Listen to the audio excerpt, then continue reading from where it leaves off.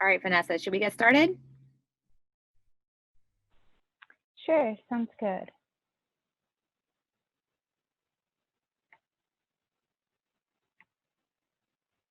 All right.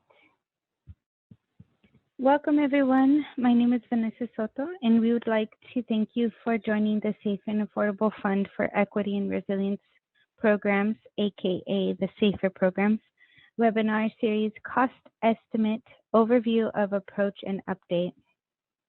This meeting is being held virtually and is being recorded and webcast publicly in English. We want to begin this meeting by acknowledging the groups who have and who continue to experience economic, environmental, and social disadvantages as a result of historical marginalization and whose daily lives are impacted by racism and injustices. We also want to thank each person who is doing their part to fight the fires currently raging in our state and hold those who are affected by fires in strength and solidarity.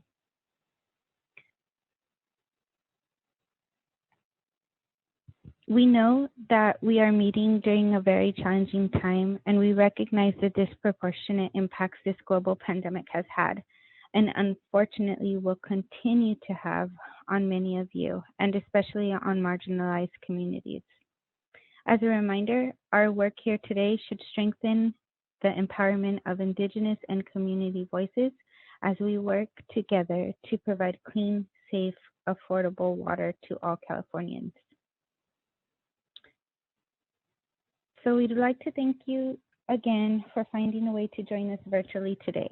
We thank you for your patience and understanding as we quickly moved to a 100% virtual meeting space so that we can adapt to the current public health concerns. We are doing our best to make sure that everyone can participate in an effective way and that this time is valuable for you. We don't expect delays, but ask for your patience in advance should any difficulties arise. Some guidelines for our meeting are: if you are watching this webinar from our webcast link and wish to speak, please email safer@waterboards.ca.gov and we will send you the Zoom link and call-in number. If you are joining by Zoom, please mute yourself when not speaking. The meeting will have a designated question and comment times after each topic. If you have a question or comment, please raise your hand on the Zoom screen. If you are calling in, you can raise your hand by pressing *9. Our moderators will call on participants. You will be unmuted and the moderator will ask you to speak. For technical assistance during the meeting, please email safer@waterboards.ca.gov. And as a reminder, those joining our webinar from our webcast, that is also the email to participate. Today, we have many SWB team members, State Water Board team members working behind the scenes to make sure that we have as few participation bumps as possible. They are here to support the process at every level, and so we want to acknowledge their work and dedication. Thank you, everyone. Now, I'd like to introduce Kristen, your host for this morning's webinar. Kristen? Thanks, Vanessa, and good morning, everyone. I'm so glad that you're able to join us today. Happy Friday. I'm going to give a very brief introduction to this webinar, really just providing an overview of the SAFER program's needs assessment activities, and then I'm going to hand things over from Tara with Corona Environmental, who's really going to dive in deeper and explain where we are with developing our long-term cost model for our needs assessment activities. So let me jump in. There we go. So to start, just to provide some background for the SAFER program and the work that we're going to be discussing today, it all started back in 2012 when the human right to water became a reality here in California. And I just like to put this up on the screen so everyone sees kind of what our guiding principles are here. You know, every human being has the right to safe, clean, affordable, and accessible water, adequate for human consumption, cooking, and sanitary purposes. The SAFER program, which really got started, kind of late last year and really went into high gear early this year when it started hiring a bunch of people, is being implemented across the water board by a number of divisions. And we're not working in a silo. We work with a lot of partners. And I just like to share this screen to show, how many people are involved in implementing this program. I'm just going to briefly walk you through this and then move on. But we have the Division of Financial Assistance, which is responsible for implementing and planning with the Fund Expenditure Plan. This is for the Safe and Affordable Drinking Water Fund. These are the dollars that were put out or made available to us through SB 200. We have the Division of Drinking Water, which is where we're responsible for doing the needs assessment. We do data collection, and there's engagement with water systems throughout the state to help them get safer resources. We have the Division of Water Quality, which the Division of Drinking Water works with closely to help us identify at-risk state small water systems in domestic wells. And then we have the Office of Public Participation. That's who Vanessa works with. They help us with engagement to help make sure that we're really communicating our program effectively, and they help with community engagement when we're working with communities. And again, our whole list of collaboration partners, we work with other state agencies and other groups throughout the state to help us with program implementation. Within the Division of Drinking Water and within the Water Board, this is how we are working together. I kind of like to break it down into these two steps. The first is we're identifying which systems need assistance. My unit works with the Division of Water to identify those systems. We have our human right to water systems, those that are in violation, and then we're developing our list of at-risk systems. Those could be community water systems, tribal systems, state small systems, and domestic wells. And then we help deliver solutions. So we have our engagement units in partnership with our Division of Financial Assistance, and they work with our Office of Public Participation to provide technical assistance and funding. So I mentioned this already, but we have SB 200, which created a new pot of money, the Safe and Affordable Drinking Water Fund, which is up to $130 million a year, which we pair with the Drinking Water SRF, Prop 1, and other dollars that we have at our disposal to try to implement the safer, or help implement the safer program. For the safer dollars, we need to put out every year a fund expenditure plan. And that fund expenditure plan needs to be based on analysis from the needs assessment. What is the needs assessment? The needs assessment has three core components. We do an affordability assessment for all public water systems. We do a risk assessment for systems under 3,300 connections, tribal systems, and state small water systems. And we have and then we do a cost estimate. So I'm getting some feedback from folks. I'm getting text messages saying that you guys may not be able to hear me very well. So I'm going to call in and just pause for a moment, if that's okay. And maybe, or maybe Michelle, do you want to take over? You might have some better audio.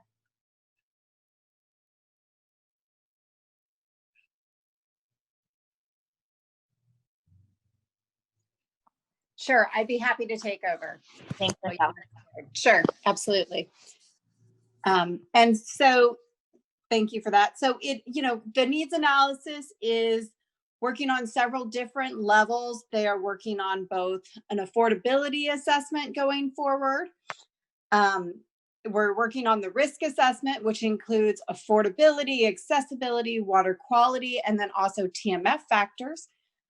And then we're also working on the cost analysis. So this is looking, at a very broad level, not really at the specific water system level, but trying to get a cost for the future for what the policy cost will actually be across the state. We anticipate that the safer funding is not probably going to solve all of the drinking water issues in California in and of itself. So really looking forward to try and say, what would the cost be, the full cost to do an assessment? So with that, we're breaking that into two parts. One is, those water systems on the human right to water. And then also, can you go back a slide for me? Thanks. One, the human right to water list, the at-risk and the at-risk systems, and then also individual wells and state smalls. So, and tribal systems as well. And Tara will go into sort of the details of that today. Next slide.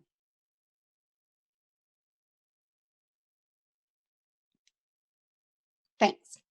And so just to give you an idea of sort of our scheme of prioritization, we're starting with the human right to water systems. Those are our systems that are clearly in violation, nitrate, arsenic, things like that. Then we have at-risk systems and domestic wells, and we're still working on developing that. There are other webinars that are going on. There was one on July 22nd. There'll be another one in early October to talk about how we develop that list. And the final criteria for that list. And then there's sort of potentially at risk, and then those that are not at risk. Next slide.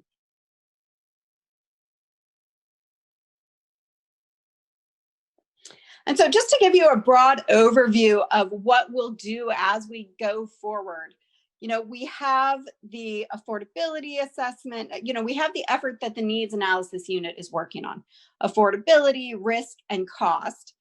And then those feed into a couple of other things. They feed into the funded expenditure plan.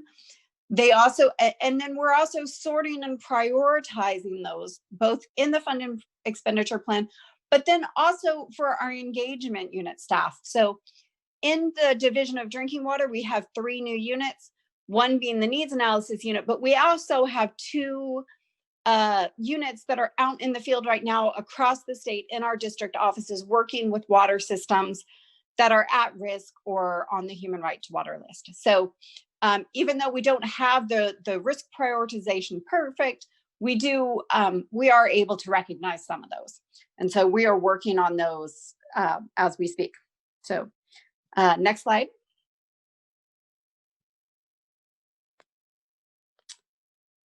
And so the risk assessment methodology development, we are working on defining the risk indicators right now. The July 22nd webinar provided a whole list of different indicators that different research organizations were looking at to sort of as a starting point. And now we're trying to get rid of the duplication and really hone in on what we think are the best, and also how the data is present or not present to support that risk factor. And then we will go forward in future meetings to talk about, in webinars and sort of a public setting, to talk about what are the thresholds then. If there's a risk factor, what does it mean to have that risk factor? What takes you off the risk list for that and what puts you on it? And then how that should be weighted and scored relative to other risk factors. Next slide. And then, so this is just sort of the different phases of the risk assessment development.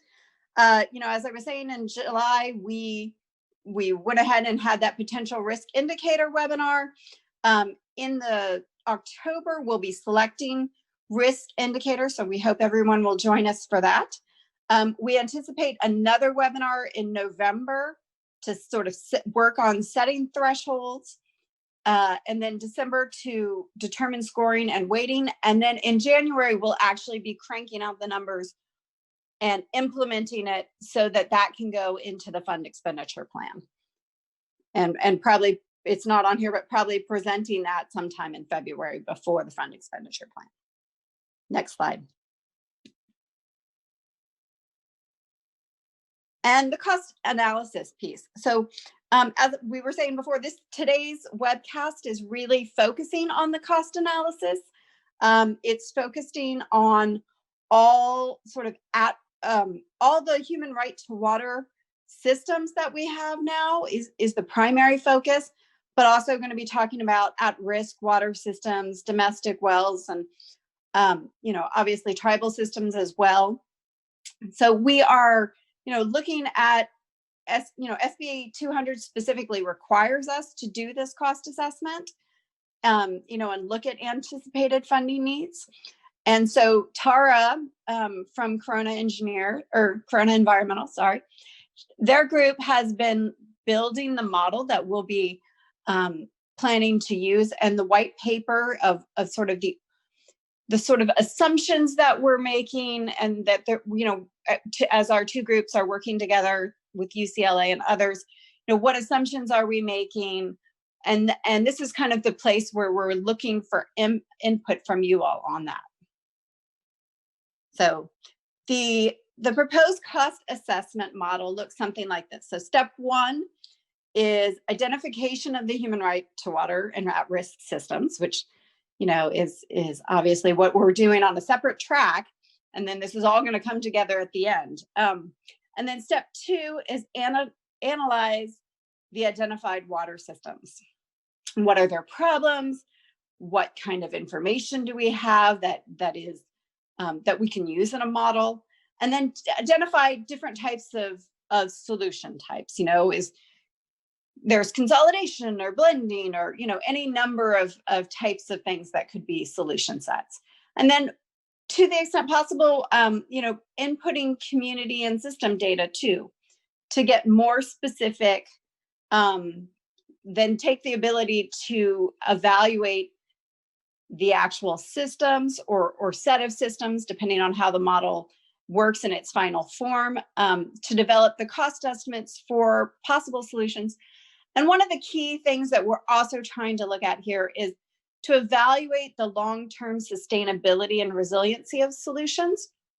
So when you get to this sort of bifurcated portion, it's because we're looking at the cost, but then we're also developing sort of a matrix with Sac State on sort of some different sustainability and resiliencies factors to consider as we're going through. And there will be a separate webinar on that. And I know we're doing a lot of outreach this year, but we really want to get stakeholder input. So there will be a separate webinar on that on September, I believe it's the 18th. So, and then when we put that all together, we select the best possible solution for each system. We aggregate the costs in step 6. And then in step 7, there are also Pacific Institute working with UCLA is going to be identifying where are their funding needs and funding gaps based on the total cost outcome. Next slide.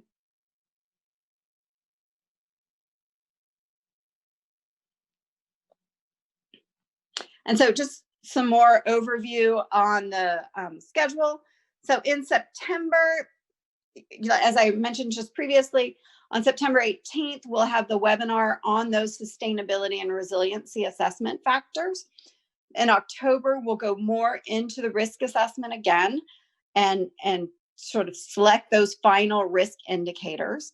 We'll also be sharing we are also working on a dashboard, a water rates dashboard with UNC, and it's a pilot study and sharing that information out just so people can see it in its, not its final form, but sort of in a beta form. And then in November, coming back and talking more about the cost analysis again with more in-depth model methodology. December, we'll be looking for sort of a webinar again on our weighting and scoring approaches for our risk factors. And then in January, all of these pieces that we're hard at work are going to come together, and we're going to run the needs analysis, the risk assessment, the cost assessments, and the affordability assessments. And there's going to be a lot of work on the affordability piece. I just, because there's so much going on right now, we're going to need to put additional thought and outreach on that as well. But we can talk about that in another as we go forward. But and then in February, we anticipate a summary of those for the fund expenditure plan. And probably in late February, we'll be bringing together all of those pieces to share with you, including the cost assessment. Our contract with UCLA ends in March. And then in April, the draft fund expenditure plan will be released. In June, it should be considered for adoption, hopefully, assuming everything goes well, by our board. Next slide.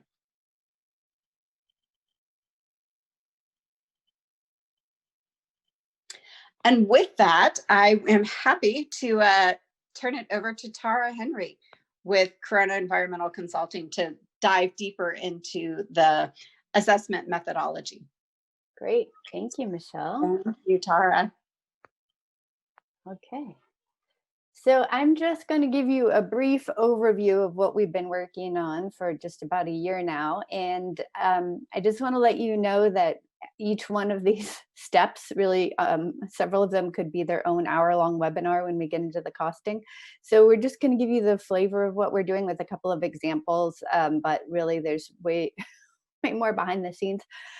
So this is kind of the first look overview, but there will be much more detailed information coming in the future months if you're interested in that level of detail.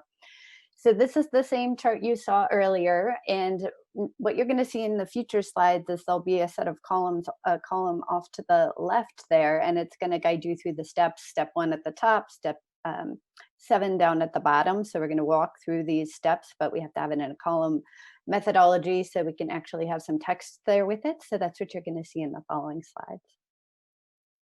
So step 1 is identification of systems. So the first set of systems we were really working on are the human right to water systems. Then there are multiple groups of what are considered at-risk systems. There are community water systems, state small water systems, domestic wells, and tribal systems that we would like to include, but that will be dependent on the data availability for the tribal systems. We have gathered all the data we really can on the other types of systems. The tribal systems, we don't have all the data yet, so we'll see what we're able to gather on that. We do have location data at this point. Step 2 is analyze the identified issues. So the model really needs to identify the challenges and issues that the systems are struggling with in order to come up with potential solutions. And there's not really enough data for a lot of these systems to identify their individual issues, but we can understand the percentages to some extent of the system suffering with certain challenges, and that will help us develop a cost on a statewide basis, not on an individual system basis.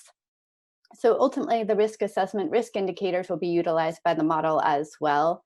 And the model development that I'm going to talk about a tiny bit more here now is we use data from 60 Kern County human right to water system sanitary surveys. And the information we were able to pull from those sanitary surveys, they were PDFs, and we kind of put all the useful information from those PDFs into an Excel spreadsheet. That allowed us to really get into a lot more detail on those particular 60 systems and understand some of the challenges that those systems are experiencing.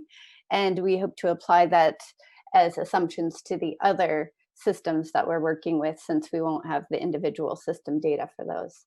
So in Kern County, what we see is sort of a typical smattering of water quality violations. It's not surprising: trichloropropane, arsenic, and nitrate in those areas. Trichloropropane is a new reg, so that's not surprising. Next slide. And here are some of the other issues we identified. There are others as well, but this is just to give you the flavor of what we did. So well age is one thing we looked at, and we're considering wells over 40 years old as to be aging infrastructure and possibly in need of replacement due to age. Of course, that's a very well specific thing. Some wells can last much longer. Storage compared to maximum day demand, that is an important item to have for redundancy, reliability. And some of these systems may actually have enough storage and flow, but it's certainly an indicator that 29% of them didn't have any storage at all.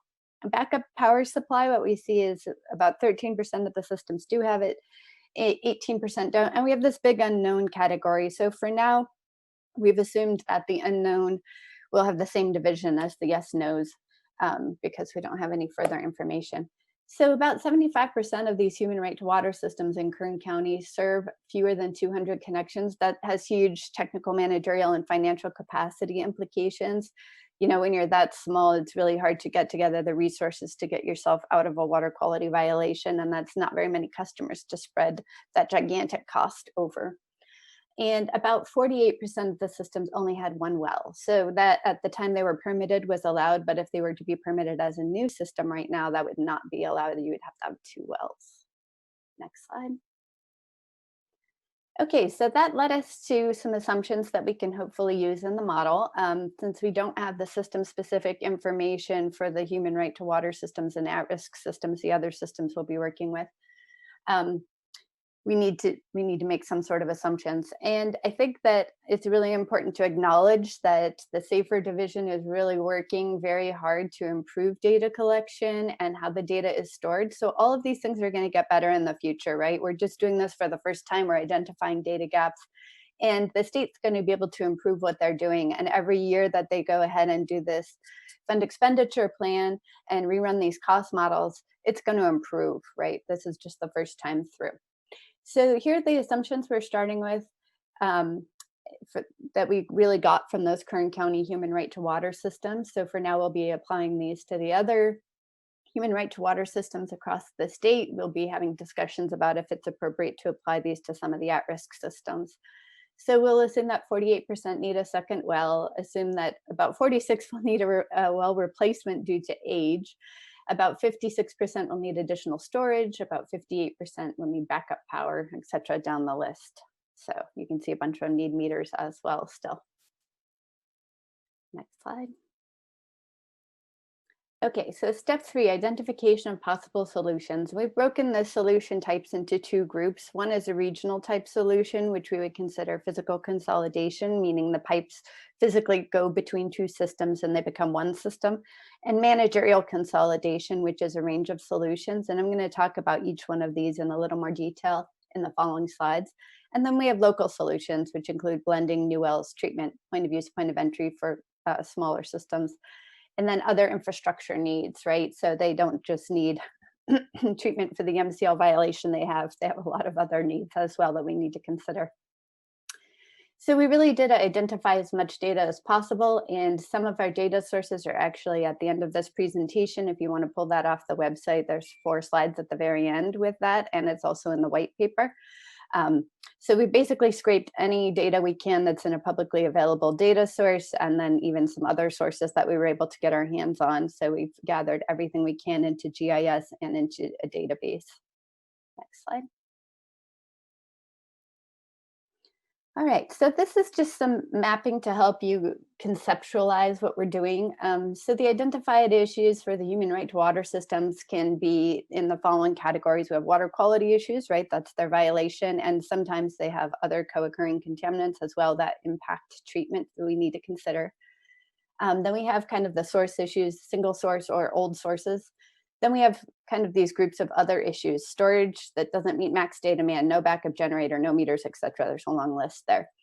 And then we have these risk indicators that will come out of the risk indicator work, the at-risk system work. So do we have accessibility issues, affordability issues, or TMF issues? And that will be layered on this analysis because our data doesn't necessarily capture that. That will come from the at-risk analysis. Then we have a group of potential modeled solutions. And so these can layer on each other as well. So we can have water quality issues that we're addressing, and we can also have old wells or whatever that we're addressing. And then we have these other infrastructure needs that can layer on top of that, right? So we are trying to address as many issues as we can through the analysis, in a theoretical sense, not an individual water system sense. And I'm going to talk a little bit more about these in the following slides, but we'll move on to the mapping for the other issues. So at-risk systems, we're still really working on this. We want to have further discussion with the work group. We have a lot of ideas, but we want to make sure everyone's in agreement before we kind of bring anything to the public. So we'll be working on that as the risk indicator methodology is moving forward through its process as well. Next is state small water systems. So it's very interesting that we have a pretty small amount of data on the state small water systems. We were able to get locations.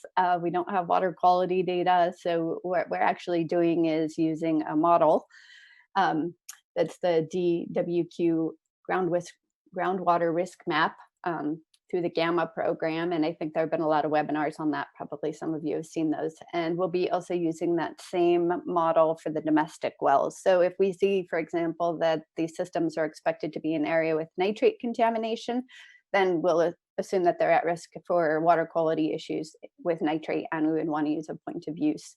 or, other type of physical or managerial consolidation to address their issues. So the potential solutions for the state smalls are really incorporation in those regional projects. If we already have a pipeline going out to a system with a water quality violation, can we pick up these state small water systems along the way? Are they on our way already?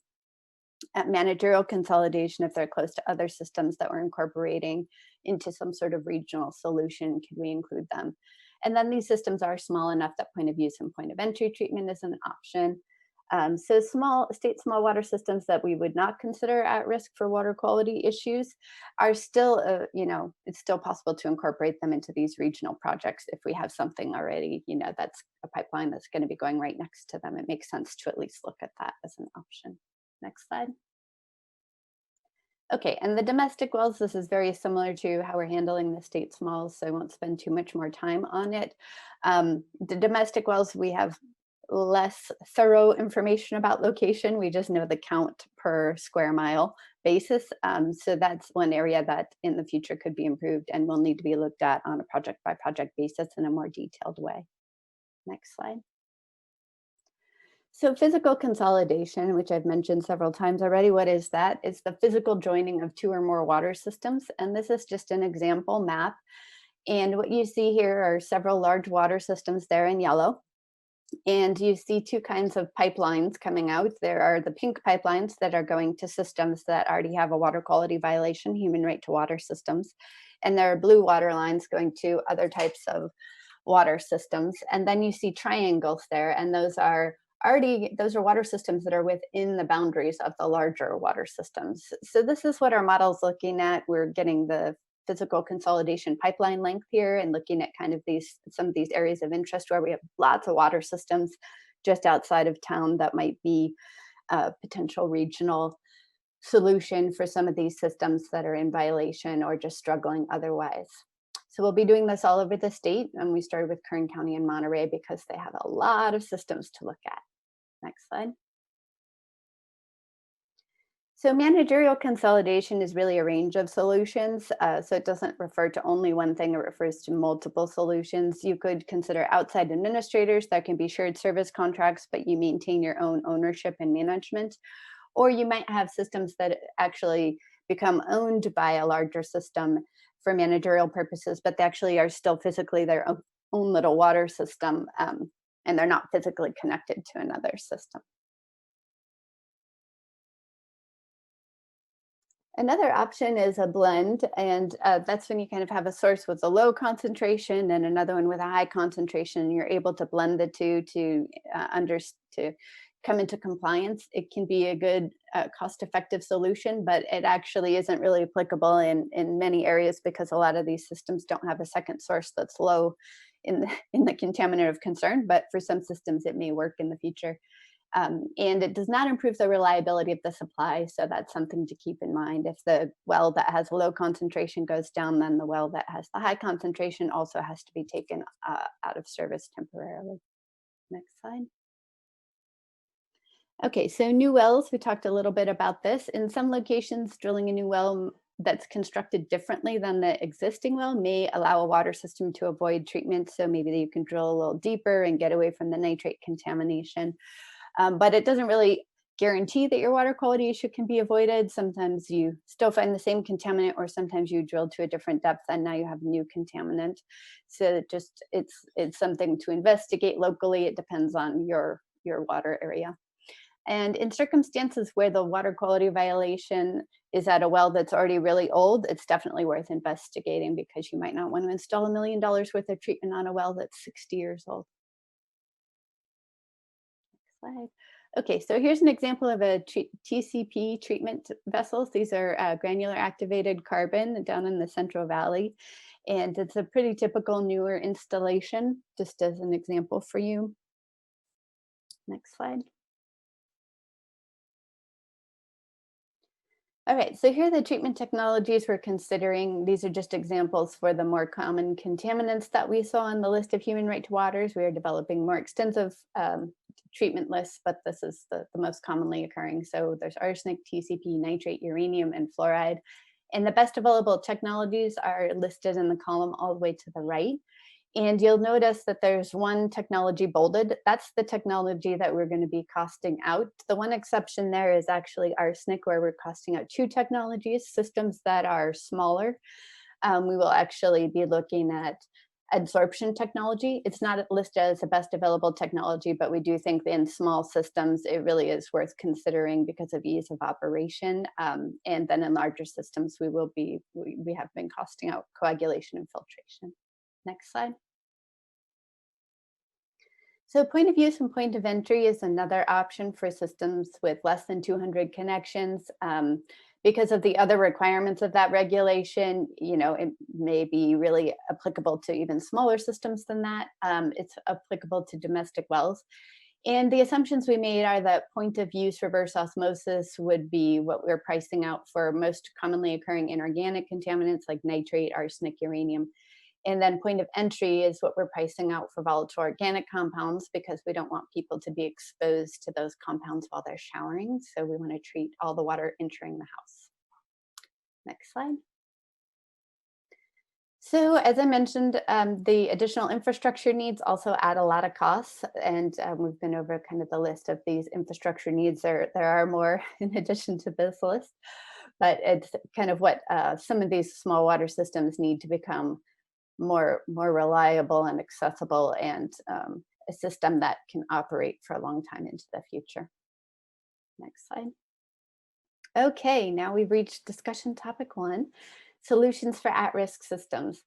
So so I hope that we all have I don't know if everyone has the raise your hand ability, but let's try this. So for systems that are considered to be at risk due to affordability or technical, managerial, and financial capacity issues, what solutions should be considered to address the issues? So you can raise your hand or press *9 if you're joining by phone.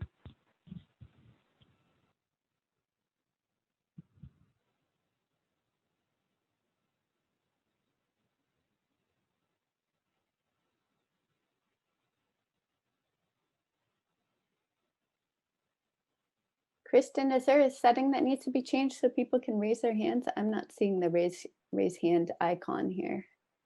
Oh, somebody figured it out. Heather figured it. You won't be able to see it because you're a co-host. Okay, good. I see the other people can. Good. Yeah. Okay, so we have a question from Heather Lukacs with CWC. You can unmute yourself and go ahead and. Hi, this is Heather. I was partially just testing to see if people could raise their hand or how you wanted us to do this or vote. But I think, can you hear me? Yes, we can. Okay. Yeah, Heather Lucas, Community Water Center. I think I agree with many of the solutions here. I think something I really liked about the analysis is looking at at-risk systems alongside out-of-compliance systems and, private domestic wells, state and local smalls, looking at it holistically so that when we are considering, solutions that we do it in a way that does consider the regional options. So I really like seeing that at the top of your list for both physical and managerial consolidation.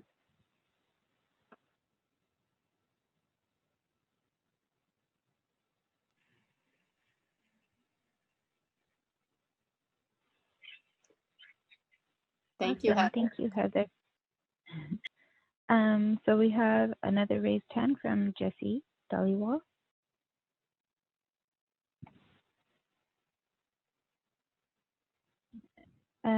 If you could unmute yourself, Jesse, we can't hear you just yet. Okay, can you hear me now? Go. Hello. Yep. I'm Jesse Dollywall with the Division of Drinking Water. I'm the district engineer in the Bakersfield office. And in response to the discussion topic number 1, solution for at-risk systems, what I would see the most feasible would be if there's a nearby large system that we could look at consolidation. If they can consolidate with a nearby system, hopefully with funding. And then also maybe give them some If the consolidation is not possible, provide them some technical assistance, maybe have a TA provider work with them to look at their water rates and review their budget, water rate operation, and provide them some assistance if they need to increase their water rates and um, so that they can become sustainable. We can also look at managerial consolidation if that's possible. That's another possible solution. If there happens to be another system that's in good shape and maybe not too close for physical consolidation, then the managerial consolidation is also a possibility. Thank you. Thank you, Jesse. Anyone else for discussion for systems that are considered to be at risk due to affordability or TMF, technical, managerial, or financial capacity? What solutions should be considered to address the issues?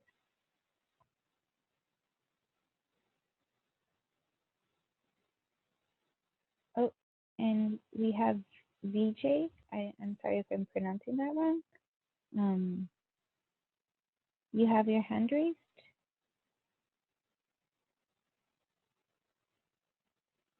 Oops, I see you just put your hand down. Okay.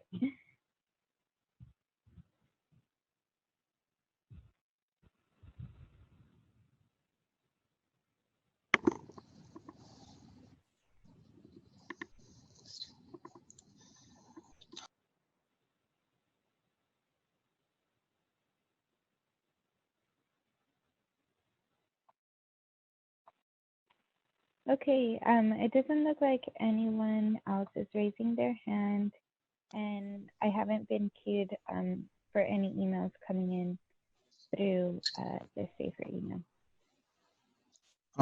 Can you hear me now? Oh, yep, there you are. Hi. Okay, sorry. Okay, I was just, my question is about the solution, one of the solutions I want to suggest, like public participation, in the sense like the actual people who are using that water systems, there may be expertise in their own community participation, or like a local NGO or the non-governmental organizations participation. So is that being considered?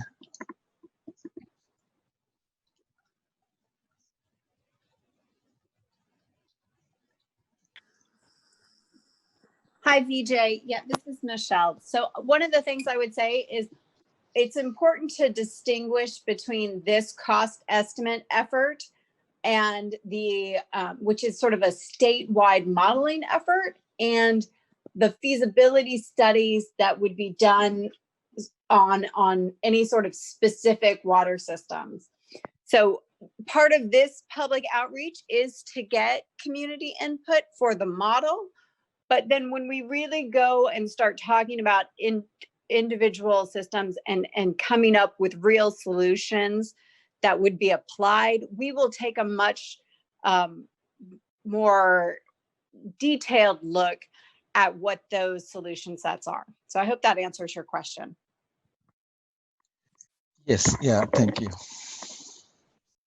Great, thank you. And we have one more hand raised from a caller with the last digit 799.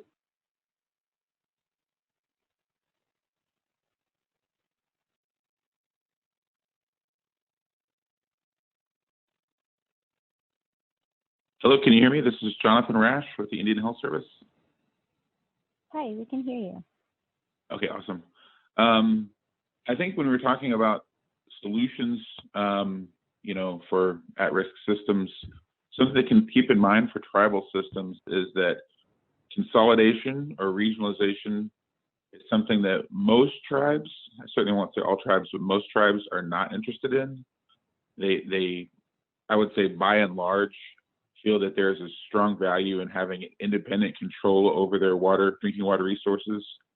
and for sovereignty reasons are very hesitant to lose control by entering into, you know, a consolidated larger regional system.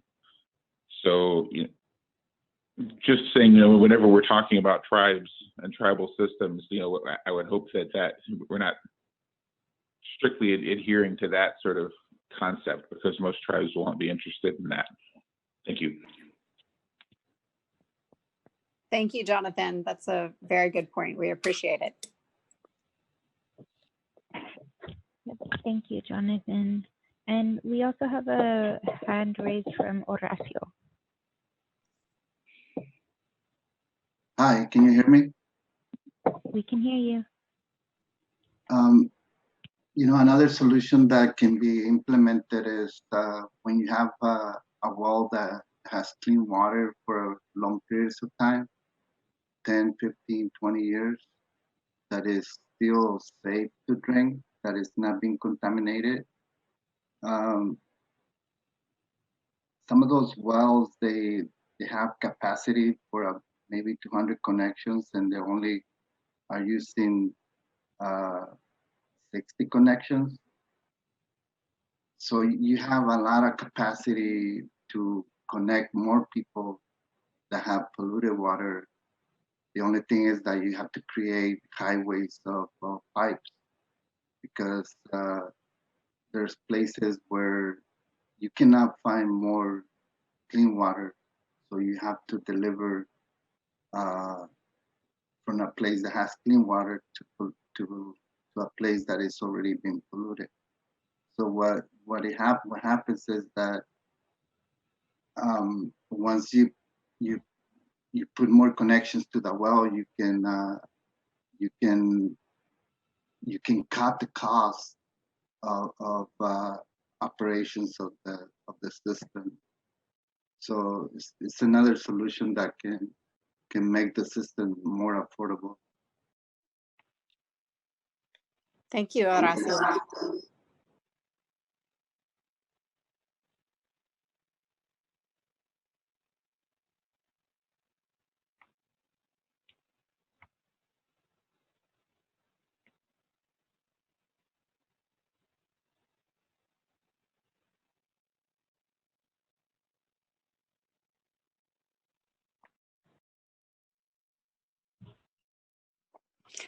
Vanessa, do we have any more? It doesn't look like there are. Oh, actually, we have Rick Bacon, and we'll have you as our last discussion sharer, and we'll go ahead and move on. But there'll be time at the end as well.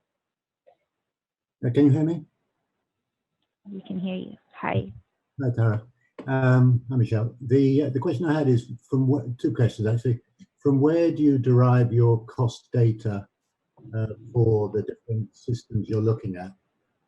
And to what extent do you take into account that many of these small systems are stop-go systems, so they have periods of inertia, and that can have a significant effect on the costs of the different treatment systems that you identified earlier?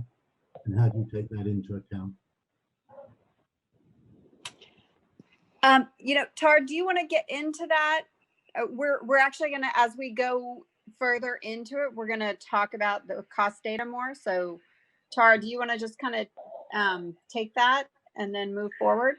Yeah, I think that's a perfect jumping off point. That's what we're going to get into a little more next. And Rick, there'll definitely be more details coming out on that. But really all we have available to us is sort of, you know, some estimate that we are making of max day demand and average day demand. So the overall cost estimate for O&M is based on those types of numbers, the max day demand determining, or the, you know, what we think the well needs to produce, determining the size of the system. And then the average day demand calculations really leading us towards what type of O&M they would have. And we don't have detailed information at all about each of these systems at this point. That would be an individual site assessment, feasibility assessment in the future.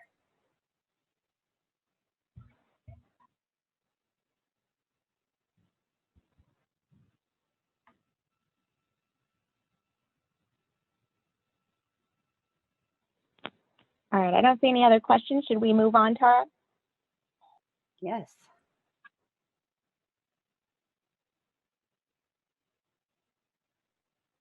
Okay, great. So I think that Michelle really made it clear earlier that we sort of have two steps going on simultaneously here, evaluating the long-term sustainability and resiliency and the cost estimate piece. And I'm going to have to talk about one in front of the other, even though they really happen at the same time.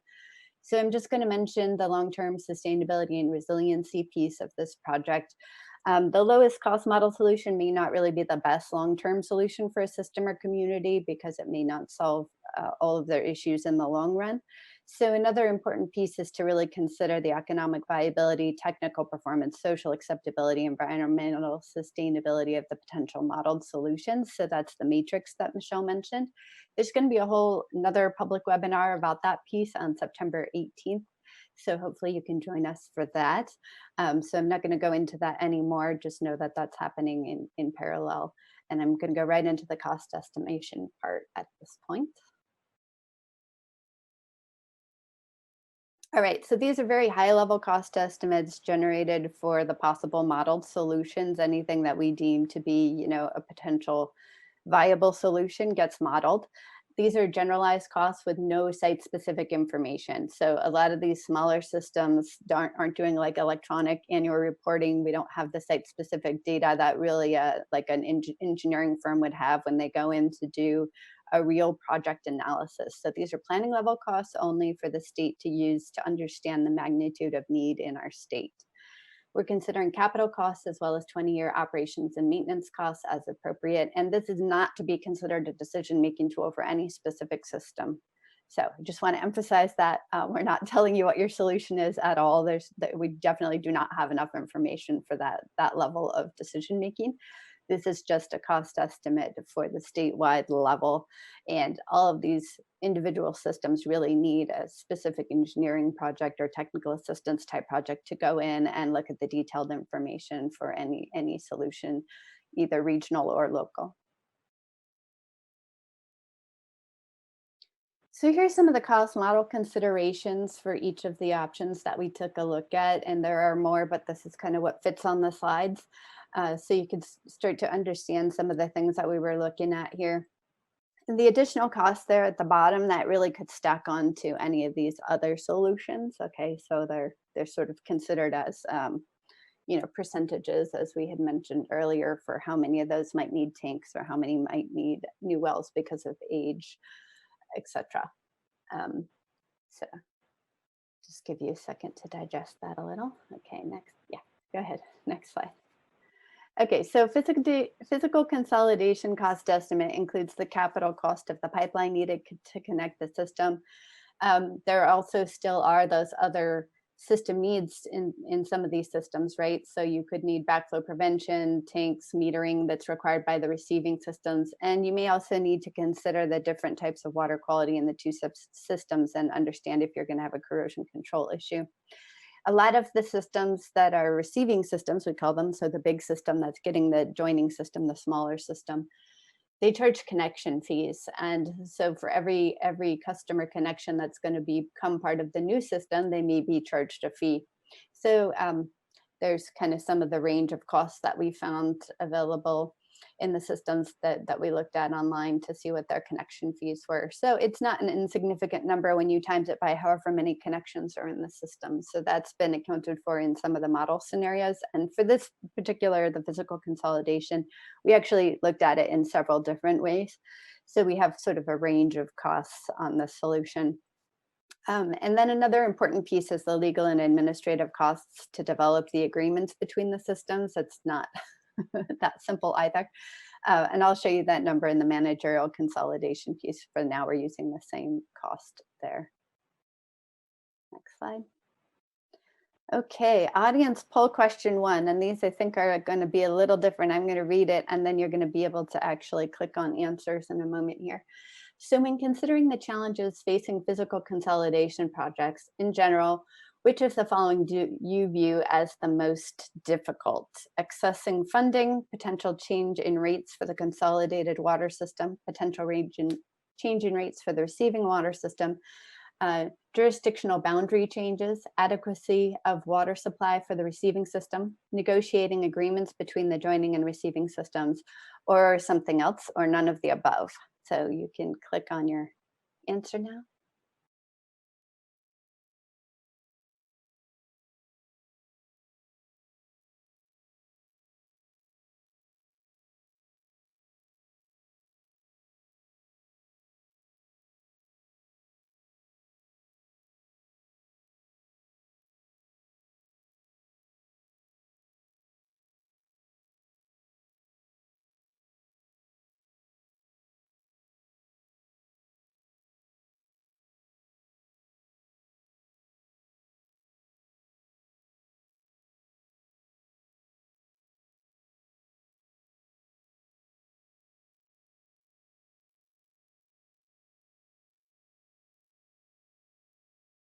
Tara, let's give folks a few more seconds. We've got about 18 people who've responded. Love to get a few more participants clicking on those answers.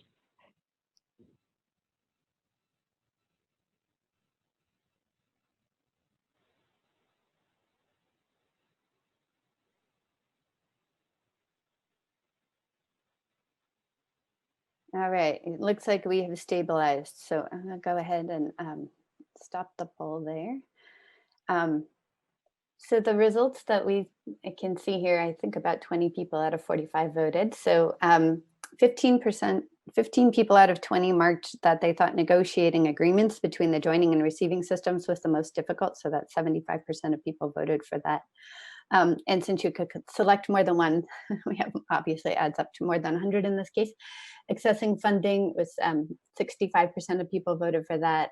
Potential change in rates, 45%, and then the others were smaller amounts. So yes, we have a variety of challenges here. So thank you for participating in that.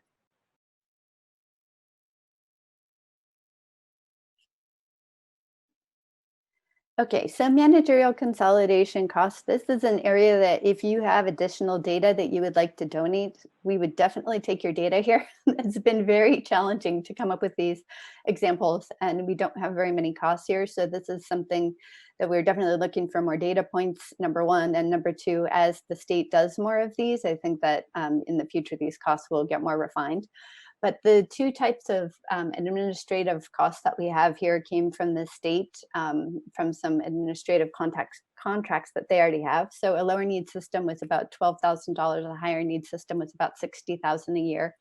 And we think that it's reasonable to assume that a system will need sort of an administrator for about 5 years. So that gives you a cost there. And then the average one-time legal cost for administrative costs for system acquisition, which would apply in the managerial consolidation model where you're purchasing a smaller system. And also in the physical consolidation piece is about $200,000. And this came from an investor-owned utility that was kind enough to sort of give us some anecdotal data from recent acquisitions that they've done. But as I mentioned, yeah, if you have more data, please share it. We would love to include more data here. Next slide. Okay, so here are the data sources for treatment capital cost, and these are just for the most common 3 contaminants as examples for you. We used vendor supplied quotes in some cases and the EPA work breakdown structure, which were also adjusted to sort of expected California costs, which really, the EPA, if you went straight through their cost calculation, it's too low really for California. So we made some adjustments there to make it much more correct for California. Arsenic, we used peer-reviewed literature in that case, and there's some notes down there you can take a look at. Next slide. And just an example of the TCP treatment capital costs, and this is assuming vessel pairs. You can see the vessel diameters there on the left and the flow range on the second to last column there, and then the equipment cost, just to give you a flavor of the kind of costs we're looking at here. Next slide.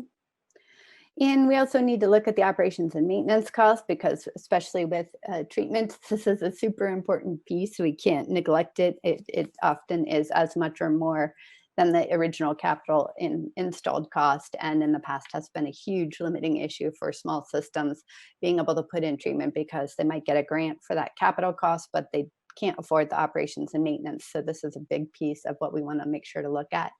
So the categories we're looking at are consumables, disposal of water treatment or other waste residuals, electricity, labor, and in this case for TCP example, the media replacement assumptions are down there at the bottom, just so you can take a look at it for your information.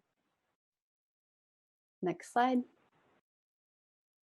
All right, audience poll question number 2. So this will pop up again. Which of the following should be included in a budget for a small at-risk system? Technical assistance and or administrative oversight assistance, storage tanks, meters, main replacement, generator sets, interim O&M support, or other, and you can send the email to the safer email address there if you want.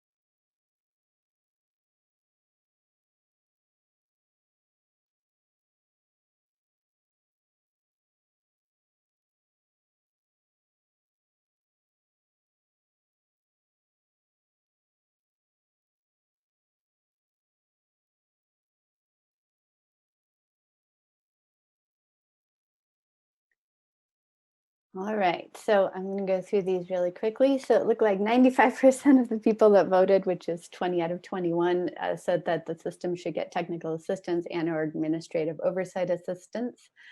And then next most popular was interim O&M support. That had 76% of people voted for that. Storage tanks was 12 out of 21, 57% of people. And then we had a tie between meters and main replacements, 43%, and generator sets, so it's 38%. And other was one person. So I guess somebody will have to check that safer email for us to see what that one was. So thank you. Yes, you agree with me that the at-risk systems have a lot of needs. So thank you for voting in that one.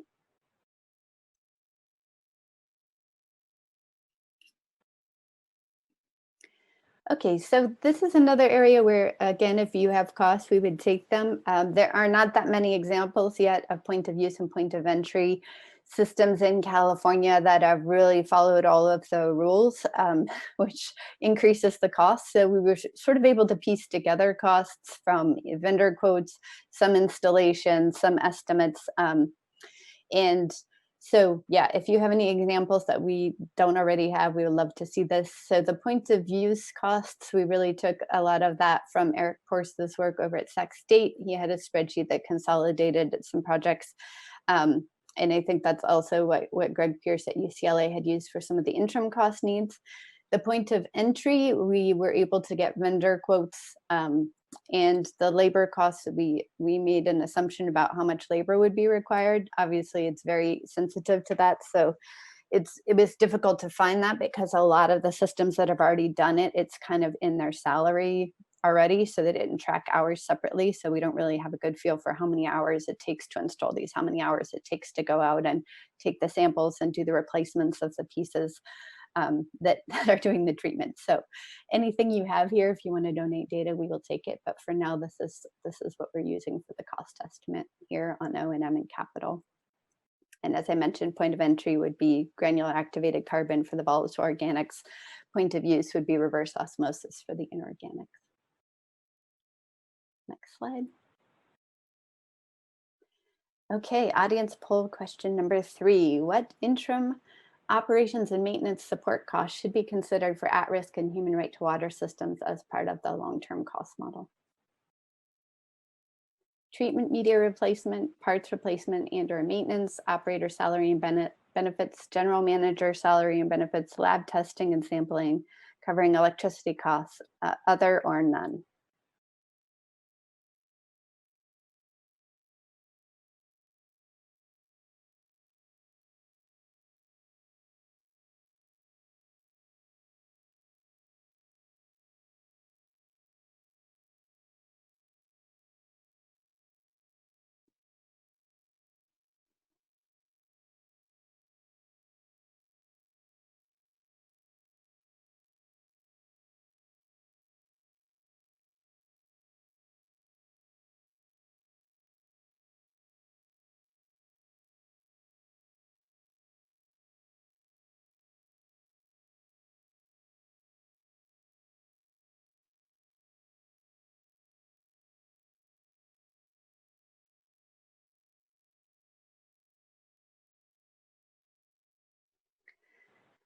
Okay, great. So the top answer was treatment media replacement. 80% of people voted for that. Parts replacement and or maintenance, 75% voted for that. Lab testing and sampling, also 75% voted for that. And then operator salary and benefits, 40%. Then general manager was 25%, cover electricity cost 25%, and none was 1 vote, so 5% of the vote. So thank you very much for voting in that poll.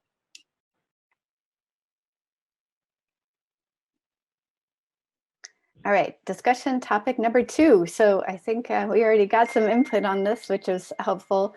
If you have any more to add, I think that caller's name was Jonathan. Feel free to jump in on this one, but we will definitely note down the feedback you gave us earlier. So should the modeled solution costs utilized for public water systems be applied to tribal water systems, or are the tribal specific costs needed? If tribal specific costs are needed, is there any data available? And you can raise your hand. We have 2 hands up. I think they were up earlier though. So, and then if you're joined by phone, *9. So the folks who had their hands raised, if you don't mind, we'll address this discussion topic first. So if you have anything to share, please feel free. And if not, we'll have open Q&A a little bit later in the presentation, so we can discuss additional topics there. But I had, I'm not sure if it's E for Taro or if it's just F for Taro. You have your hand raised? Yes, hi, it's Eric. Eric, hi. Hi, Tara. Hey, Eric. I just had a question about the slide that had the TCP and nitrate and arsenic sampling, and just wanted to make sure that in terms of O&M costs, that the analytical costs of TCP were included in that. Those happen to be particularly expensive samples to take for TCP treatment. That was my only comment on that particular slide. Great. Well, we do have that in the point of entry slot, the point of entry costs, but I don't actually. I will have to go back and look and see if we included that. But we can include that in the statewide cost model, especially for that one. You're right; it is significant. So I will go back and check on that. Thank you for the input.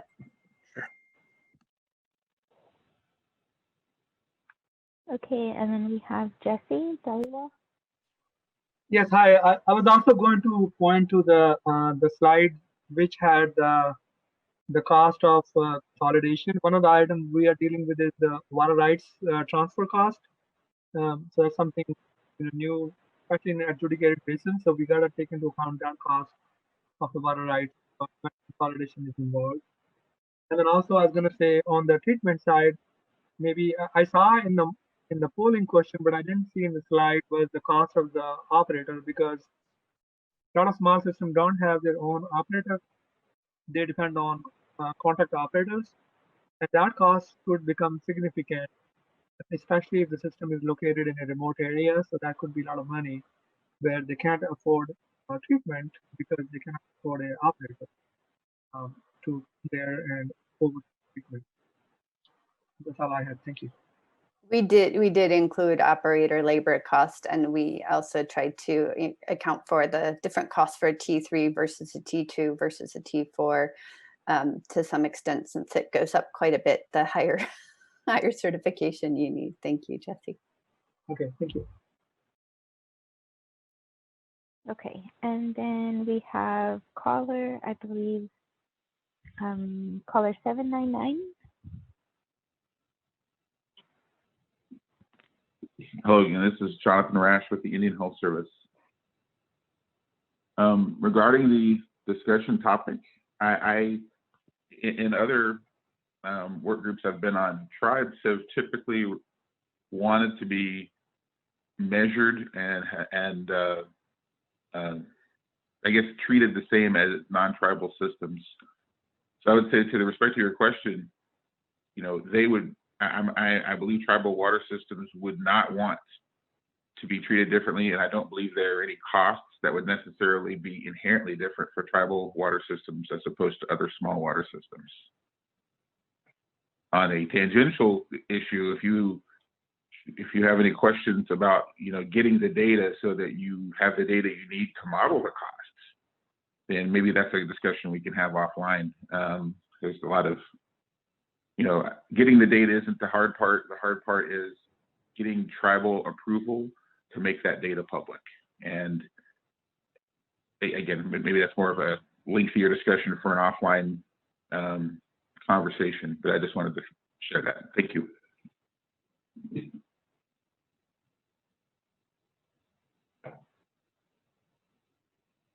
Thank you, Jonathan.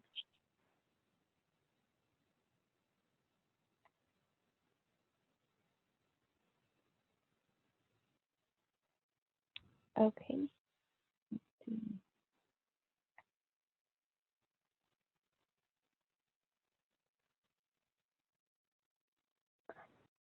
All right. It doesn't look like anyone is coming through with their hands raised. We had a response to the folks who chose other, and there for the last poll, it was hello. I believe that one interim cost that should be considered is additional operator training / certification as part of the long-term sustainability cost. And that was from Andrew Aguilar.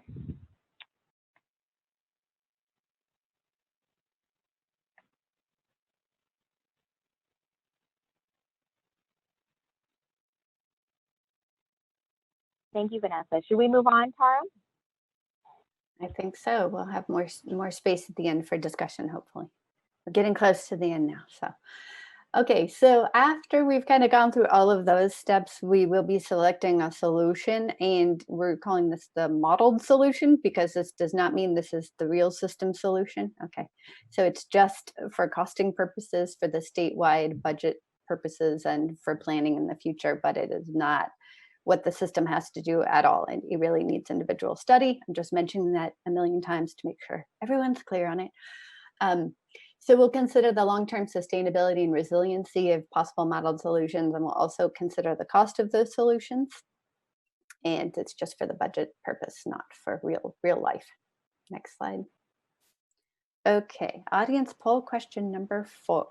So do you think the long-term cost model solution should consider the sustainability and resiliency of possible modeled solutions, or should it be based only on the most cost-effective solution?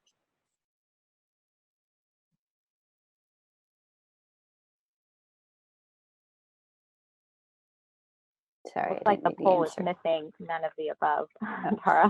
Okay. So if you feel like it's none of the above, you shoot us an email.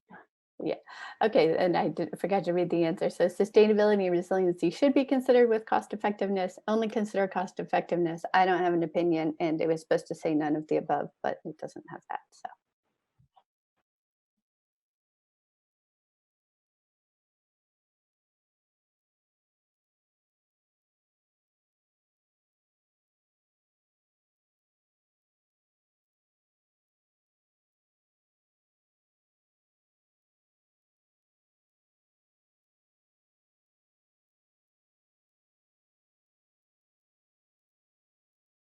Okay, great. And about half of the people that are here answered. So it's we have a result of 95% thought that sustainability and resiliency should be considered with cost effectiveness, and 1 person said, I don't have an opinion. So nobody thought only cost effectiveness. So I'm glad to hear that, because we're putting a lot of effort into the sustainability and resiliency piece. So I'm glad that other people are interested in it too.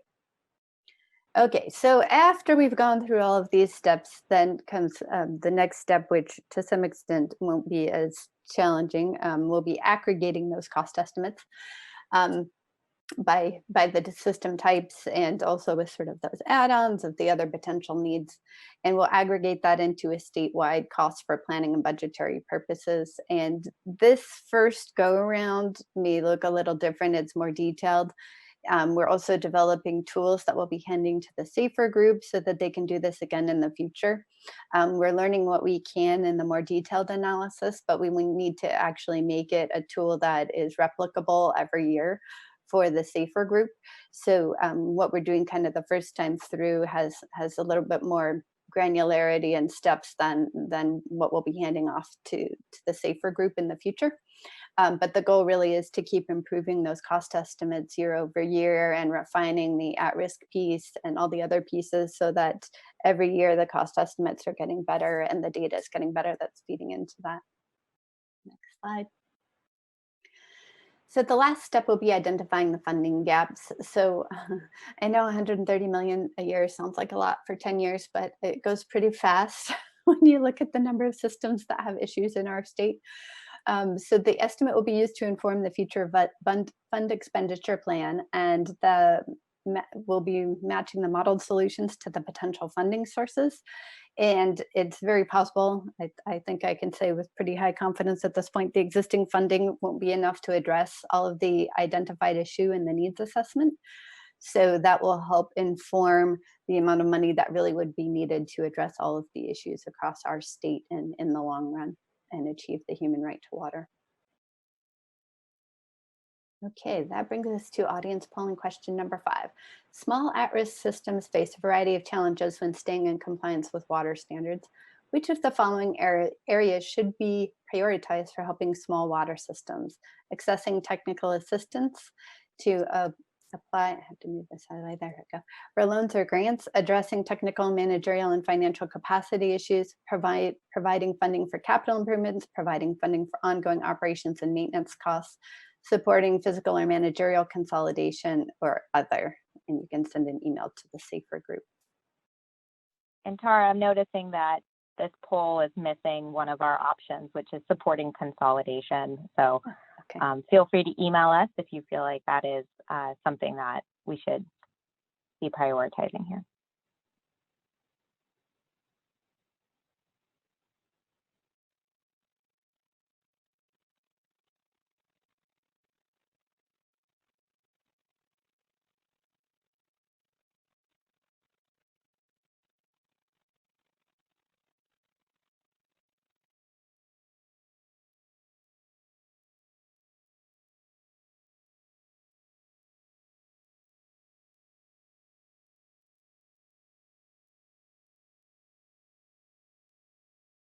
Okay, great. So here are the results. About half of you voted. The top choice was addressing the technical, managerial, and financial capacity issues. 84% of the people voted for that. Next was providing funding for capital improvements. And then tied was accessing technical assistance to apply for loans and providing funding for ongoing operations and maintenance. That was 63%. And then 16% said other. So we'll get an update on that when the emails come in.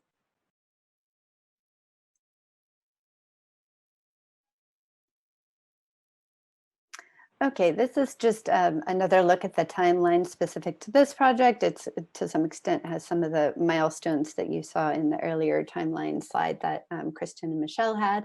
So this project started just about a year ago. And we're kind of here at the webinar session at this point. So the next upcoming items are in September on the 18th will be the webinar on sustainability and resiliency evaluation and that matrix.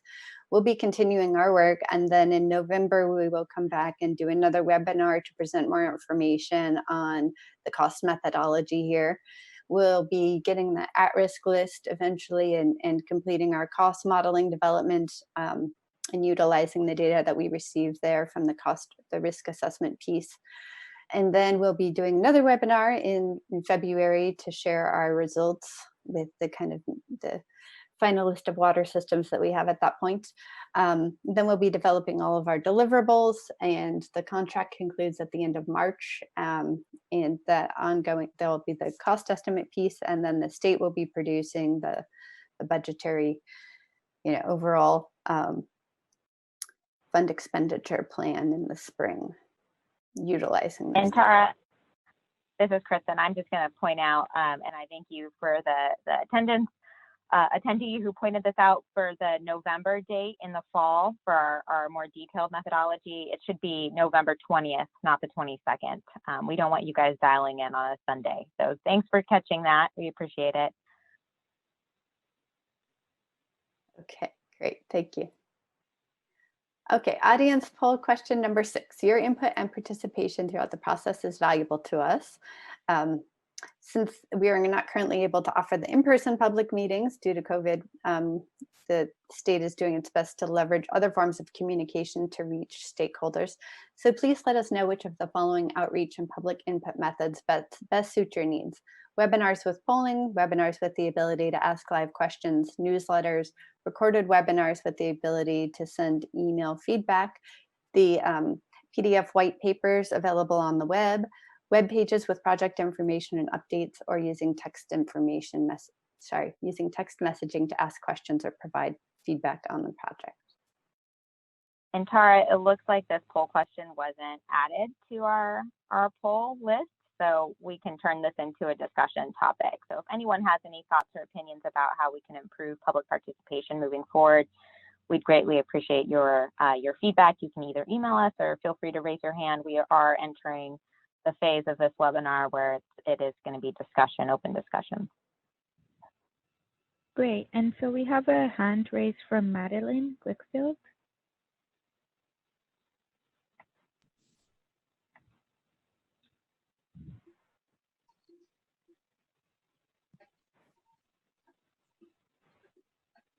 Madeline, we see you're unmuted.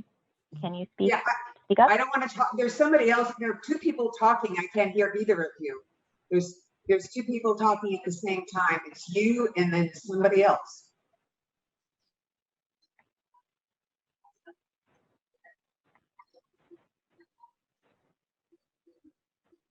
Thank you for that feedback. If anyone else is having a difficulty hearing us, please shoot us an email or let us know. We'll try to work out the technical difficulties. Okay. We had another hand raised from Stacy Lynn Taylor. Hi, yes, good morning. And are you hearing me okay? Am I coming through? We can hear you. Great. Thank you so much. Good morning. Yes, I'm Stacy Taylor. I'm the Water Policy Manager for Mesa Water District. And thank you for the opportunity to comment. We appreciate participating in safer stakeholder process for assessing water system costs, risks, and affordability. Our comments are focused on affordability. We are highly engaged on the issue of water affordability for disadvantaged communities and residents, and we want to be part of the solution to achieve the state's human right to water. However, it is very concerning to us that when examining water affordability and cost, there continues to be a focus on water rates only.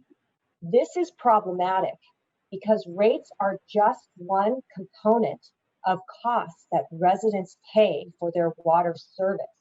We have stated at prior State Water Board and SAFER meetings that the full true cost burden has several parts.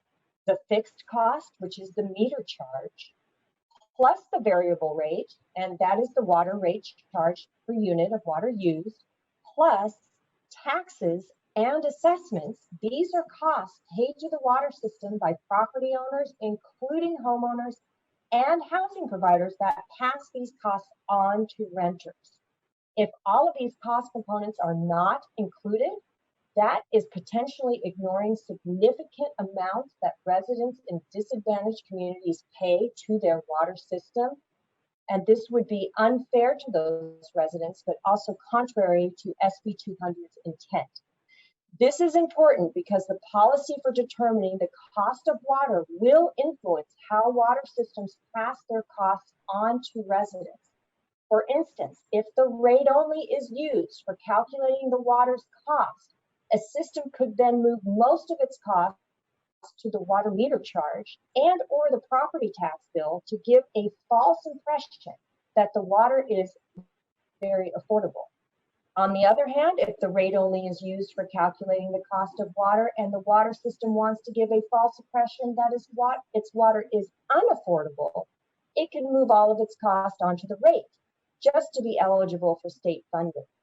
So for integrity, transparency, and equity, it is important to look at all of these cost components, the meter charge, the rates, and taxes and assessments for determining the full true cost that residents are charged by their community water system either through their rent, their water bill, and or property tax bill. So our ask is for your water rates dashboard webinar on October 30. We urge you to look at all cost components, the meter charge, the rates, and taxes and assessments for an accurate and consistent comparison of water systems and what they charge their residents for water services. This concept is supported by California Water Association, Cal Mutuals, Golden State Water Company, the Community Water Systems Alliance, and others. And I thank you again for the opportunity to comment, and this concludes my remarks. Hi, Stacy. This is Kristen Appold with the Needs Analysis Unit. I really appreciate your comments, and I know we've had a discussion about this in the past. I'm happy to report that we are moving forward with identifying possible ways to start collecting this data so that we can utilize it in our affordability assessments. We did propose on Wednesday this week to our electronic annual report input forum, which is a stakeholder group that we coordinate with to help advise us on adding or removing survey questions to our electronic annual report. And we've proposed adding some questions around trying to capture how much taxes and fees revenue are going to support a drinking water system so that we can see if we can incorporate that in how we calculate full customer charges supporting drinking water costs. So I can follow up with you after this. I'm not sure if you were able to sit in on that forum or a representative, but we are happy to continue those conversations with you so we can figure out how to do this. Because that data does not exist currently, for us at least statewide, it's not going to be incorporated into the UNC rates dashboard that we're going to be presenting later in October. But again, I just want to make sure that you hear us, that we are responding and trying to see what we can do to accommodate this request, because I think it is something that we should be exploring. So I appreciate your comments. I think we had a few other folks who had raised hands. Vanessa, do you want to continue to call on people? Sure. So we have BJ. Hi, really quick.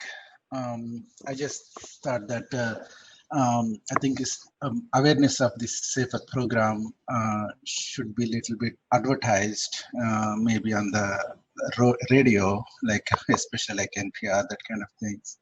I mean, not obviously not to spend too much money on the TV, but just the radio advertising, I think, will help raising awareness of the safer program and participation. So, Thank you. Okay, so we have Heather. SWRCB. Yes, hello. This is Heather Lucas from Community Water Center again. I had sort of two different strains of comments. One, I was wondering if you could go back to the slide. I think you were requesting feedback on public participation. Yeah, thank you. Well, I think I really appreciate the work that is going into this. I think having things published, white papers published ahead of time, sharing the PowerPoints ahead of time, you know, really getting those out so that we can be informed prior to these webinars is really helpful. I like the polls, but one, I don't know if it's possible in Zoom or another forum to have like an open-ended response to the polls. I often find that they're too constrained, and sort of my comments are more around like the question you asked about, you know, which costs, was it important to have, you know, include resiliency, long-term resiliency, or only look at cost effectiveness? You know, I was just thinking, do you mean cost effectiveness in terms of upfront capital costs or sort of overall costs over time, you know, including operation and maintenance? So I think you could get a lot of kind of depth of information if there's a way to add to some of these polling questions, you know, the option to give responses in there. And I know we can email them, but if there's a way to include them so people can see that, I think it'd be really valuable, just to make sure you're asking kind of the right questions or that people are interpreting them correctly. So I think that's kind of my first comment. And then just picking up on the last discussion you were having around water rates and including kind of property tax revenues, I guess the question or sort of comment is something I've been thinking in this whole webinar is how much of this kind of big picture analysis is going to be used and how much will be case by case, really focusing in on specific water systems, what are their water rates, and could sort of, I guess, in the latter, the more local assessment, could you really consider things like the cost of water being paid through property tax?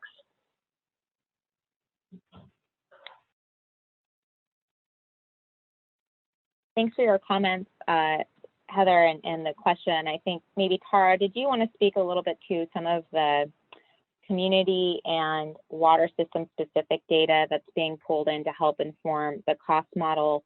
I don't think at this point, and correct me if I'm wrong, Tara, we're getting to that granular detail in terms of what the water rates are, but maybe the affordability assessments results could play a role in helping with the cost model. You want to weigh in on that?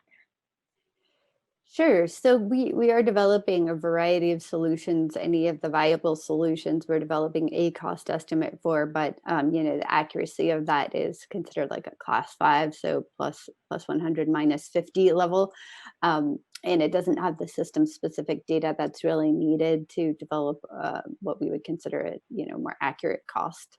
So this is definitely a high level conceptual cost, and I wouldn't consider it as something that should be looked at too carefully as far as system specifics. But you could take those cost numbers and look to see what the rate impact would be. We've done some other work on that. As far as like, well, what happens if the capital piece is paid for by grant funding, but the operations and maintenance isn't? What does that do to rates? But really, you have to have the good rate data as a basis for that, because all the calculations really are dependent upon, what's the total water cost or what's the water cost. So what is the current bill? What is the wastewater bill? So until that better information is available, layering on the additional cost of treatment or other needs would be difficult. You could, we could make a number, but it's until you have the better information on the rates, you can't really put all the pieces together. But I think in the future, as the data gets better, that's definitely something that could be looked at. Do you want to add anything to that, Kristen? No, I think you've captured it. Thanks, Tara. I see we have a few more folks. Yeah, we have the guest joined as CT.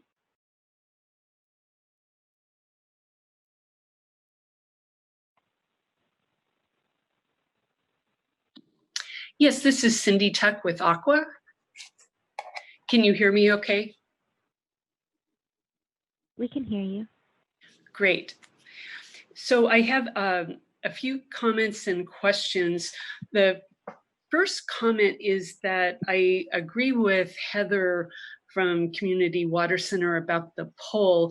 Often, there's some good thoughts there, but often what you want to respond with is not there. So you feel like, do I even answer the question? So I just second Heather's comment regarding the poll. I think polling can be helpful, but maybe that could be improved with some more flexibility to what you respond in the poll. So that's the first one. And then the second one is when the consultant from Corona started her presentation, she talked about that more people may be interested in a higher level of detail than what was in the documents so far. And I just wanted to confirm that we certainly would be interested in a higher level of detail. And along those lines, I think the first question is, will stakeholders be able to review the cost information that would go into the model in draft before it's used? For example, on page 19 of the white paper, it talks about physical consolidation, refers to a water foundation report, but then notes that the cost info and that will be updated by another consultant. So first question is, will we be able to review the cost information before it's used? There's certainly a lot of people in the state who have, just great on the ground experience about that kind of thing. The second question is, does the staff and maybe Corona plan on validating the model in the future? So for example, when you do have the actual cost for actual solutions from a fiscal year, would you be comparing those with what was estimated so that you could improve the model? And then the last question is on page 18, it's talking about the physical consolidation route. And if someone could talk a little bit about how that's developed, and will those be available in draft for review before that information is used in the model? So those are my questions, and appreciate your time on these. So Tara, let me jump in first, and then I'll hand things over to you. So again, this is Kristen Appold. I'm with the Needs Analysis Unit that's going to be responsible for conducting the cost estimate work annually moving forward.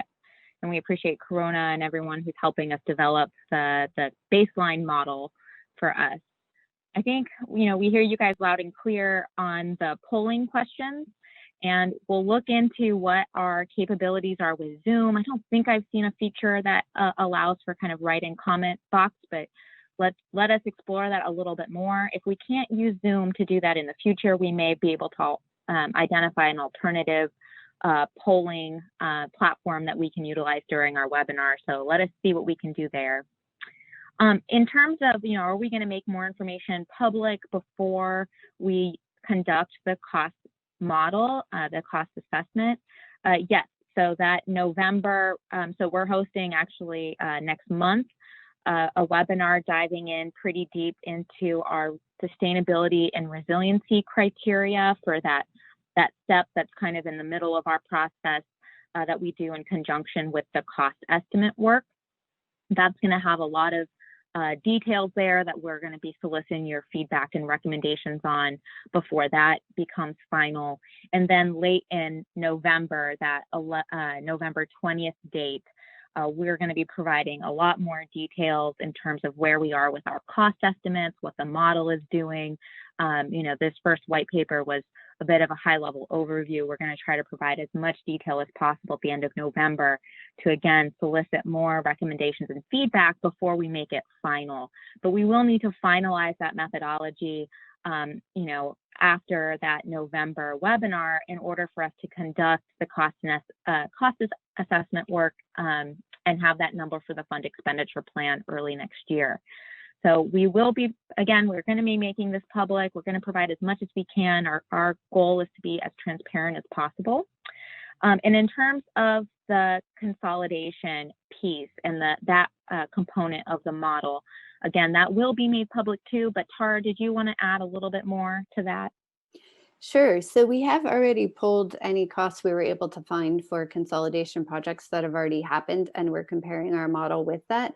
And we really actually at this point have a range of models, right? So some consolidations that are quite simple and some are much more complicated. So what we actually have is sort of a range of costs for the consolidation. We don't just have a consolidation cost.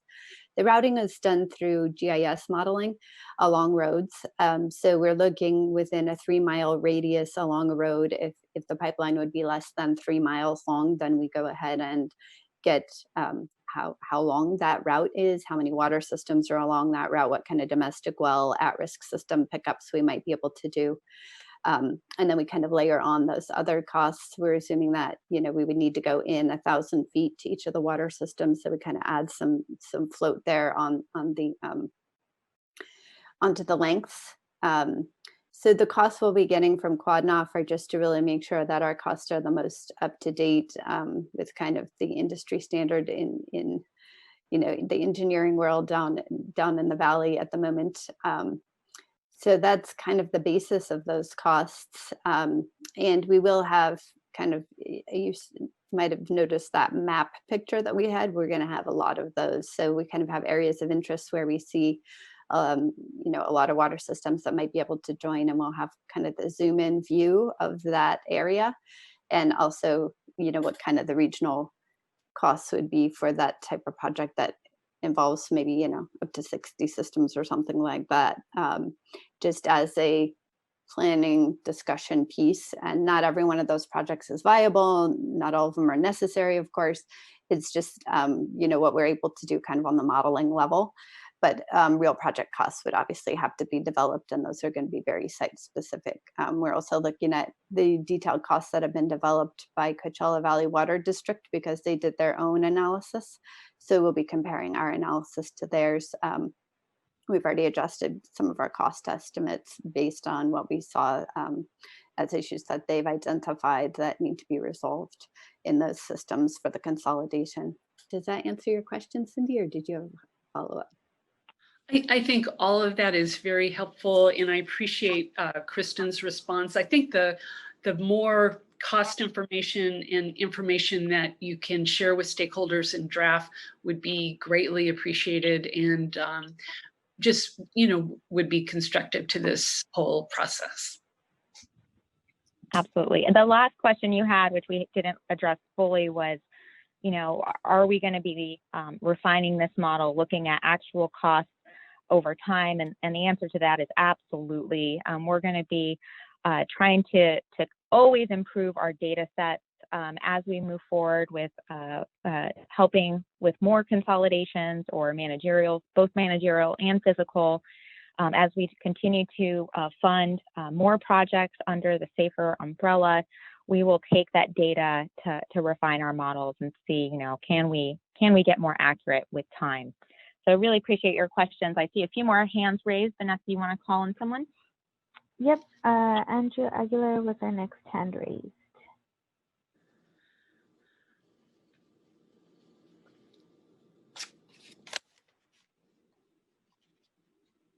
Andrew, did you want to unmute? Sorry, can you hear me now? Yep, we can hear you. Okay, sorry about that. All right, so my name is Andrew Aguilar. I'm with Wood Environment and Infrastructure, and I absolutely understand, you know, the need for developing this cost estimate model, especially given the small pool of resources that's been allocated from the Senate bill. But I guess my question isn't as much related to the model methodology, but more towards getting closer to the implementation of these plans. It's just that I might have missed this detail, but when it came to identifying these at-risk systems, have these owners been contacted yet? Have they had any input necessarily on the solutions that would be proposed? I believe Jonathan brought up a very good point that when it came to managerial or physical consolidation of some of these assets, that some of these parties may not be, you know, very interested or take very well the idea that all of a sudden the government would come and say, hey, we have this, you know, we have this problem that we identified and we propose this solution. It's going to cost this and it will require this. And I was just curious, like what kind of considerations would be taken moving forward? Hi, Andrew. Thank you for your question. So let me just clarify. We are in the process of developing our risk assessment methodology. We're working with UCLA and many others and soliciting public feedback every step of the way. We have another webinar in early October planned. So we do not have, you know, an official list of at-risk systems that have been identified through our risk assessment activities yet. So there's been no, you know, notification made. So if you're interested in how that methodology is being developed, I encourage you to take a look at our website. We've got some past webinar recordings and white papers posted there, and then I encourage you to participate in our future webinars.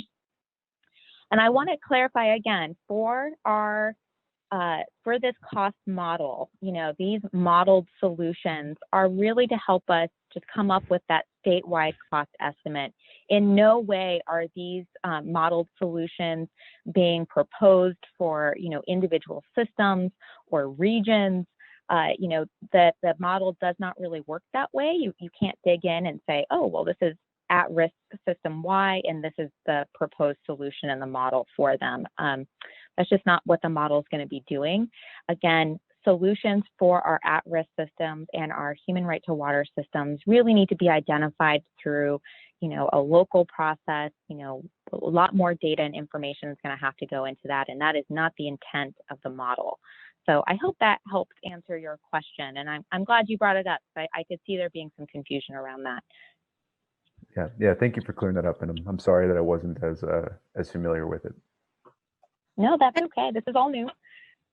And Andrew, this is Michelle Frederick. Can I jump in there, Kristen, too?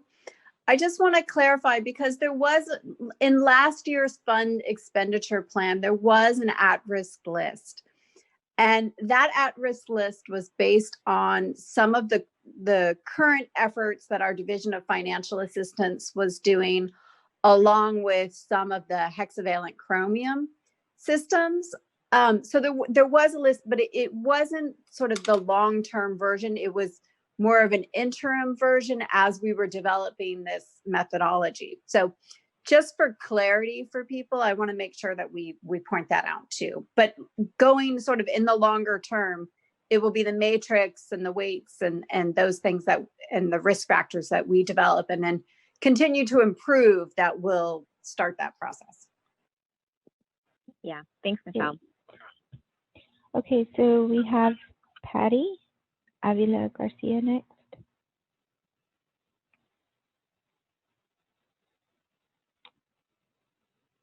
If you can unmute yourself.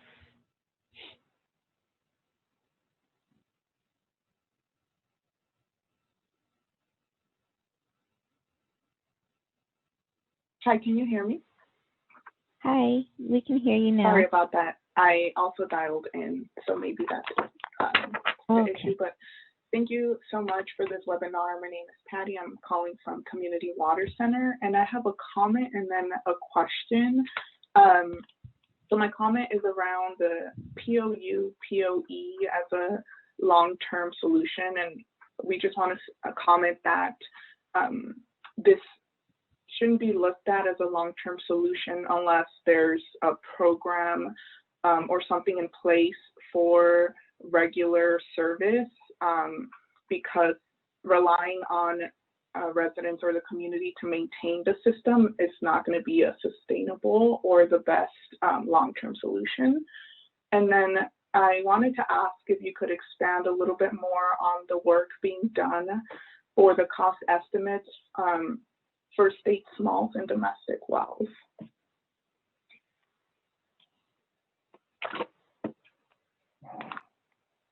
Do you want me to jump in, Kristen? Yes, Tara. Okay, great.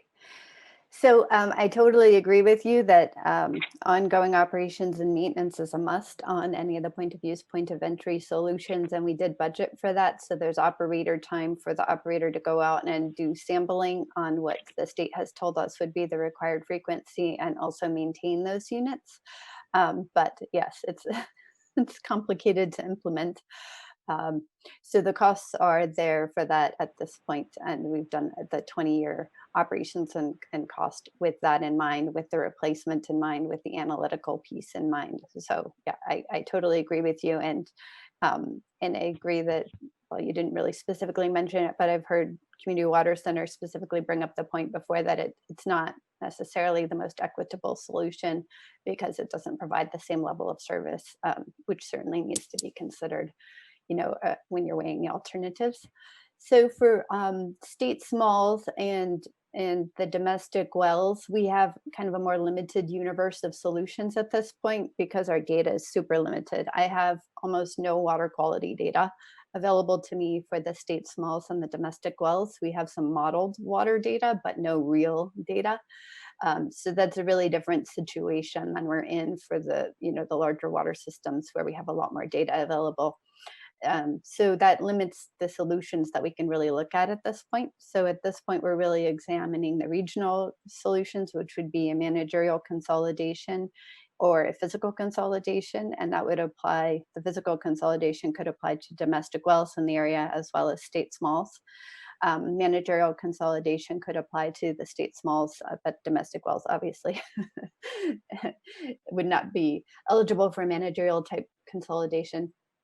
Then we kind of have the point of use, point of entry solution. And, it could be that regionally, or with more examination of that water system, you could come up with treatment costs, but we just have so little data that at this point we're unable to do that. So we're kind of limiting the range of solutions at this point until there's more data. Does that answer your question?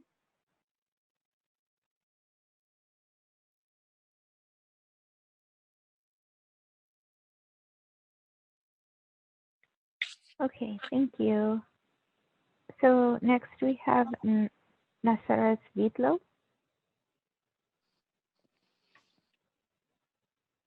Hi. Hi, good Hi. day. Yes, my name is Nazar, and I'm here with One System OLS in San Angelo. Thanks for your opportunity for comment. Yeah, first of all, we have to start from beginning. It's a short to long-term solutions. So each region needs to start from the short term, and then to develop a long term. If you don't have a short term, you cannot go to the long term. So this is very simply. So this is just a beginning correction, and then I have a question or even like a remark, or how to put that, on the identifiers. And those identifiers not as described fully. So if you have a moment to go over at-risk public water systems and identification of those water systems. So how's the region, who is making those identification of the water systems? As you already making a few recommendations that we already did a recommendation that each region should to develop its own unit of how and who is going to do identification, because as many sources are not identified as they need to be identified. Many are. I need many attention, and it's like we need to start like right now. So this is like a comment, and this is like something for the future your consideration. Thank you. Thank you for your comments. I appreciate it. We are in the process of developing our methodology for identifying those at-risk systems. It's something that the State Water Board will be conducting on an annual basis. The risk indicators, the metrics that we will be utilizing in that methodology to help us identify those at-risk systems, we are currently in the process of identifying what those may be. So we are, currently kind of on step 2 of that process diagram that we showed earlier in this presentation. We're happy to follow up and share additional information about that, our white paper that's been published. And of course, we encourage you to register for our October webinar. We haven't posted the registration list. My recommendation is that if we can maybe solicit who is already ready in the state of California to start doing those identifications. They can be the first one, and then we can, based on those data, we can move on. So right now we are ready, and we have many sources already in. Most of them are not identified, but as they are visible, as they need many attention. So for example, we are here in this region, we are ready. So if somehow we can participate and start working all together, and for quicker develop those regulations and have a water quality and quantity improved much faster. Thank you. Yeah, no, we appreciate your comments. Yeah, this is Michelle. Kristen, ahead. can I respond to that too? If we could get your contact, if you could email your contact information to us on the SAFER email address there, we'd be happy to talk to you. We do have staff already working out in the field with systems that we've identified just through our district engineers and our district staff on different, that have historically had problems, but they haven't been formally determined as at risk. So we're happy to hear what more on your comments here. Thank you. Yes, Great, you're welcome. Thank you. And we have one more person so far, guest with the phone number 263.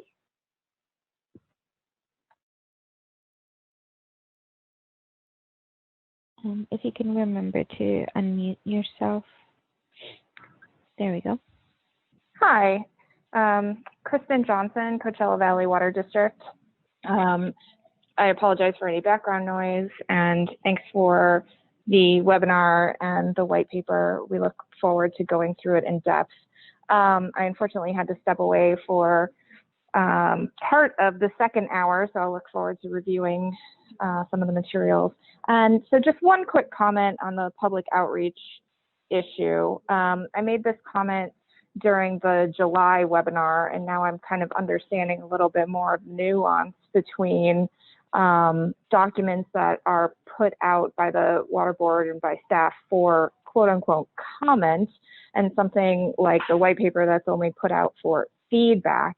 And at the July webinar, I had said, you know, it would be really helpful for documents to be posted in the notices section of the website, particularly under the banner documents for public comment.